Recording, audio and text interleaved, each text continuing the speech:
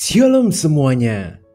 Dalam perjalanan hidup ini, ada kalanya kita mesti melewati lembah yang kelam sebelum bisa mencapai puncak.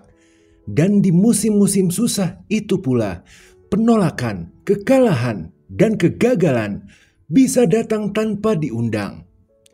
Mungkin saat ini Anda merasa situasi Anda tidak seburuk itu. Tapi tahukah Anda, orang yang kuat pun kadang tidak menyadari bahwa dirinya sedang stres.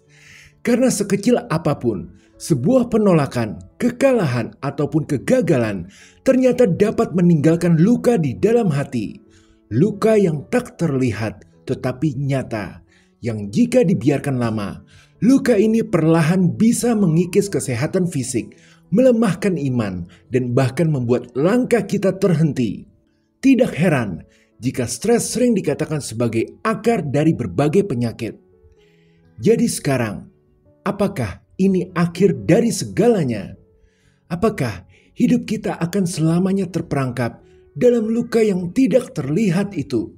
Atau mungkinkah ada cara dari Tuhan untuk mengatasi datangnya stres yang bikin penyakit itu? Untuk menjawab, mari sejenak kita melihat Ayub, seorang laki-laki dari tanah Uz yang dikenal sebagai pribadi yang tak bercela, jujur, takut akan Tuhan, dan menjauhi kejahatan. Ia memiliki segalanya, kaya, sehat, keluarga besar yang harmonis, 7 putra dan 3 putri, membuat ia dihormati sebagai orang terbesar di antara semua orang di timur. Tetapi dalam sekejap mata, semuanya hancur. Ia kehilangan kekayaannya, ia kehilangan anak-anaknya, bahkan tubuhnya dipenuhi penyakit yang menyiksa tanpa henti. Ayub yang dulunya disegani, kini hanya bisa duduk di abu, dihina, dan dikasihani. Ayub terpuruk, begitu juga istri dan teman-temannya ikut frustasi. Mereka semua mencari jawaban, mencoba memahami mengapa semua ini terjadi. Istrinya berkata, "Kutukilah Allahmu dan matilah." Teman-temannya menuduhnya, "Pasti ada dosa tersembunyi dalam hidupmu." Namun kita melihat, meskipun mengalami penderitaan yang luar biasa, Ayub tidak tenggelam dalam kepahitan. Ia memilih respon yang berbeda, sesuatu yang sulit dimengerti oleh dunia. Di tengah kesakitannya, Ayub tetap mencari Tuhan dan akhirnya berkata, "Aku tahu bahwa Engkau sanggup melakukan segala sesuatu dan tidak ada rencanamu yang gagal." Bagaimana mungkin? Bagaimana seseorang yang telah kehilangan segalanya bisa tetap bersikap positif? Ternyata jawabannya tersembunyi dalam satu kata yang harus Anda ingat sampai kapanpun, yaitu iman. Jadi itulah rahasia kemenangan Ayub, bahwa di tengah penderitaannya yang sangat besar, ia memilih untuk tetap percaya kepada Tuhan. Ayub telah membuktikan bahwa iman adalah kekuatan terbesar yang mampu menyembuhkan luka akibat kepedihan dan penderitaan. Percaya dengan sepenuh hati bahwa Tuhan sanggup memulihkan segala sesuatu adalah obat paling mujarab yang melampaui segala penghiburan manusia. Dan memang benar, Tuhan tidak membiarkan hidup Ayub berakhir dalam penderitaan. Justru setelah ia melewati badai hidupnya, Tuhan memberkatinya 2 kali lipat dari sebelumnya. Putri-putrinya yang baru lahir dikenal sebagai wanita-wanita tercantik di seluruh negeri. Ayub diberi umur panjang 140 tahun lagi dan melihat keturunannya hingga 4 generasi. Luka boleh saja datang dan meninggalkan bekasnya. Toh hidup di dunia ini memang berat. Tapi bagi kita anak Tuhan yang namanya harapan, pastinya tidak akan pernah hilang. Jadi saat penolakan, kekalahan, atau kegagalan tiba-tiba datang menerpa hidup, kita pun bisa mengikuti langkah Ayub, yakni dengan menguatkan iman kepada Tuhan, khususnya pada janji-janjinya yang telah tertulis abadi di Alkitab. Karena dengan begitu, kita bisa menemukan kekuatan untuk bertahan, bahkan terobosan di tengah luka dan pergumulan hidup. Tahukah Anda, ada sekitar 8.810 janji Tuhan yang tersimpan dalam Alkitab, di mana 7.706 janji dalam Perjanjian Lama dan 1.104 janji dalam Perjanjian Baru. Setiap janji itu adalah bukti nyata kasih dan kesetiaan Tuhan kepada Anda. Dan di antara ribuan janji Tuhan, ada 5 janji Tuhan yang secara khusus menyingkap keajaiban pertolongannya. Kelima janji ini bukan sekedar penghiburan, tetapi juga adalah kuasa yang dapat mengubah hidup, membawa pemulihan, kekuatan, dan kemenangan yang semuanya itu bahkan melampaui harapan kita. Jadi mari kita selami bersama 5 janji dahsyat untuk Anda imani ini dan lihat bagaimana Tuhan dapat mengubah masa-masa tergelap dalam hidup Anda menjadi alat untuk mengangkat hidup Anda menjadi mahakarya Tuhan yang menakjubkan. Haleluya. Amin. Janji pertama, Kejadian 50 ayat 20. Memang kamu telah mereka-rekakan yang jahat terhadap aku, tetapi Allah telah mereka-rekakannya untuk kebaikan, dengan maksud melakukan seperti yang terjadi sekarang ini, yakni memelihara hidup suatu bangsa yang besar. Yang dapat Anda imani dari janji ini, bahwa segala apa yang dirancang musuh untuk menghancurkan Anda, Tuhan akan pakai untuk mengangkat hidup Anda. Rencana jahat dari musuh Tuhan ubah menjadi sesuatu yang akan mendatangkan berkat besar dalam hidup Anda. Dengan demikian, setiap pengkhianatan, bahkan penderitaan yang mungkin Anda alami sekarang ini, bukanlah akhir cerita, melainkan itu adalah awal dari sesuatu yang luar biasa. Bayangkan bagaimana rasanya dikhianati oleh saudara sendiri. Yusuf tahu persis rasanya ditinggalkan, dijual sebagai budak, bahkan dipenjara tanpa kesalahan. Namun bertahun-tahun kemudian, saat ia berdiri sebagai penguasa Mesir, ia berkata dengan lantang, "Kamu memang merencanakan kejahatan, tetapi Tuhan mengubahnya menjadi kebaikan." Bisakah Anda membayangkan setiap luka dan pengkhianatan yang Anda alami hari ini sedang Tuhan pakai untuk membawa Anda menuju takdir indah yang telah Tuhan persiapkan bagi Anda? Jadi sebelum melihat rencana Tuhan digenapi, Yusuf harus melewati masa-masa sulit. Ia pernah menjadi orang yang paling hina, seorang budak tanpa hak.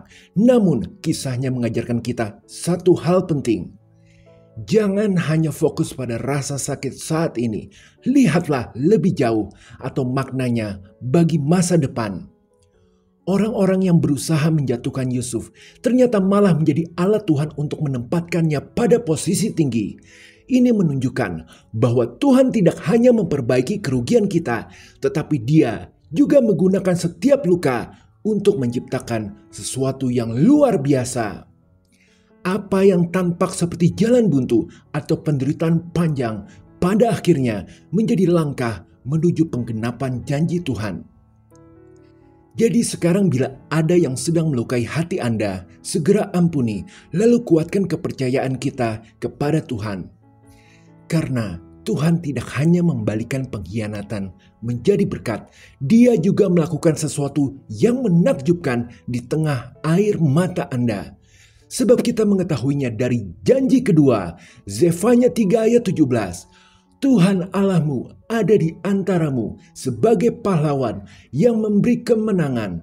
Ia bergirang karena engkau dengan sukacita. Ia membaharui engkau dalam kasih-Nya. Ia bersorak-sorak karena engkau dengan sorak-sorai.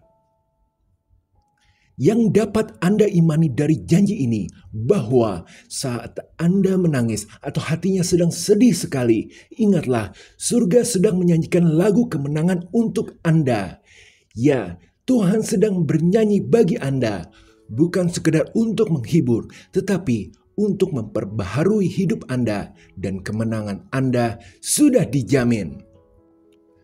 Di tengah peringatan yang keras tentang penghakiman, Zefanya telah menyampaikan kebenaran luar biasa bahwa Tuhan tidak hanya adil, tetapi juga penuh kasih. Dia bukan sekedar pencipta yang maha kuasa, tetapi juga Bapa yang bergembira atas umatnya dengan nyanyian sukacita. Nabi Zefanya menggambarkan Tuhan sebagai perkasa, penuh sukacita dan penuh kasih, yang rela bersandar pada kasih setianya untuk membela dan memulihkan kita. Ketika air mata mengaburkan pandangan Anda dan kesedihan membuat Anda terdiam, ingatlah bahwa kenyataan di surga itu sangat berbeda. Di saat Anda merasa hancur, Tuhan sedang menyanyikan lagu kemenangan atas hidup Anda. Air mata Anda mungkin bercerita tentang kekalahan, kegagalan, atau penolakan, tetapi nyanyian Tuhan menyatakan kebenaran lain. Kebenaran di mana kehancuran sebentar lagi akan digantikan oleh sukacita dan ketakutan sebentar lagi akan lenyap oleh karena kehadirannya. Melodi kemenangannya bergema bahkan sebelum Anda bisa mendengarnya. Situasi Anda mungkin masih sulit, jalan keluar tidak ada, semua buntu. Tapi sebentar lagi Anda bisa melihat Tuhan akan mengubah tangisan Anda menjadi nyanyian pembebasan. Kita tidak layak menerima semuanya itu, tapi kita tetap bisa menerimanya. Semua oleh karena kasih karunia Tuhan. Berarti sekarang, jika Tuhan sendiri yang menyanyikan lagu kemenangan atas hidup Anda, berarti air mata yang jatuh hari ini justru adalah tanda bahwa kemenangan itu sudah dekat dong. Bagaimana bisa, padahal masalah masih menumpuk di atas meja? Maka janji berikutnya akan menjelaskannya pada kita. Inilah janji ketiga, Yesaya 43 ayat 2. Apabila engkau menyeberang melalui air, aku akan menyertai engkau, atau melalui sungai-sungai, engkau tidak akan dihanyutkan. Apabila engkau berjalan melalui api, engkau tidak akan dihanguskan, dan nyala api tidak akan membakar engkau. Yang dapat Anda imani dari janji ini, bahwa semua badai masalah yang terjadi dalam hidup kita, pada dasarnya tidak pernah dimaksudkan untuk menenggelamkan kita menuju kehancuran, melainkan badai itu ada untuk membawa kita ke tempat menuju terobosan hidup. Maka perhatikan bahwa di seluruh Alkitab, Tuhan secara konsisten telah menunjukkan pola yang memberitahukan kita bahwa badai yang ditakuti itu atau masalah hidup yang bikin stres sebenarnya adalah alat transportasinya Tuhan yang membawa kita menuju berkat besar. Sebagai contoh, selain Ayub dan Yusuf, ada Paulus di mana dia pernah mengalami badai betulan yang mengancam hidupnya. Kapalnya karam, tetapi badai itu justru membawanya ke Pulau Malta, tempat di mana mujizat terjadi dan banyak orang diselamatkan. Jadi apakah Anda sekarang sedang merasa seperti berada dalam badai kehidupan yang begitu hebat? Merasa tidak ada jalan keluar hingga Anda takut tidak akan pernah keluar darinya? Apakah badai itu tentang sakit? Apakah tentang masalah finansial? Apakah tentang retaknya hubungan? Ketahuilah, terobosan hidup akan Anda alami asalkan tetap memiliki iman, bertahan dalam pengharapan kepada Tuhan. Karena janji Tuhan itu bukanlah tentang lenyapnya badai dalam sekejap, tetapi tentang penyertaannya yang setia. Dia tidak selalu menghalau badai, tetapi Dia akan selalu berjalan bersama kita untuk bisa melewatinya, memberikan kekuatan agar kita keluar bukan sebagai korban, tetapi sebagai pemenang. Tuhan bisa saja menghapus badai dalam sekejap, tetapi jika itu terjadi, kita akan kehilangan sesuatu yang jauh lebih berharga, yakni pertumbuhan, kedewasaan, dan harta karun rohani yang hanya bisa ditemukan di tengah badai itu. Tapi bukan hanya badai yang Tuhan bisa pakai. Bahkan masalah yang muncul akibat kesalahan kita sendiri bisa menjadi alat bagi Tuhan untuk memajukan hidup kita. Kita bisa mengetahui ini dari janji keempat, 2 Korintus 12 ayat 9. Tetapi jawab Tuhan kepadaku, cukuplah kasih karuniaku bagimu, sebab justru dalam kelemahanlah kuasaku menjadi sempurna. Sebab itu terlebih suka aku bermegah atas kelemahanku, supaya kuasa Kristus turun menaungi aku. Yang dapat Anda imani dari janji ini bahwa jika Tuhan mengizinkan Anda jatuh sampai 7 kali, itu supaya dunia tahu bahwa Anda bisa bangkit sampai 8 kali dengan kuasa kasih karunia-Nya. Ketika Paulus berdoa meminta pembebasan dari duri dalam dagingnya, Tuhan menjawab dengan sebuah kebenaran yang mengejutkan. Kasih karuniaku sudah cukup untukmu, justru dalam kelemahanmu, kuasaku menjadi nyata. Jawaban ini mengubah cara pandang Paulus tentang dirinya sendiri. Dia tidak lagi malu akan kelemahannya, malah Paulus mulai bermegah di dalamnya karena ia tahu bahwa kelemahannya adalah kesempatan bagi kuasa Kristus untuk bekerja sepenuhnya. Kegagalan atau keterbatasan kita seringkali terasa seperti akhir cerita. Dosa-dosa yang kita pendam, kebiasaan buruk, jatuh bangunnya kita, kemalasan, sifat buruk, atau hal-hal lain yang semuanya berbicara tentang ketidaksempurnaan kita, sering membuat kita merasa tidak layak menerima kemajuan hidup. Tetapi ketahuilah, bagi Tuhan, kelemahan kita adalah alat Tuhan untuk memajukan hidup kita. Kegagalan atau ketidaksempurnaan Anda tidak mendiskualifikasikan Anda dari rencana Tuhan. Sebaliknya, kesalahan itu membuka pintu bagi kuasa-Nya untuk dinyatakan. Tempat Anda merasa paling hancur, lemah, atau tidak mampu, justru menjadi tempat kuasa Kristus hadir dan bekerja secara ajaib.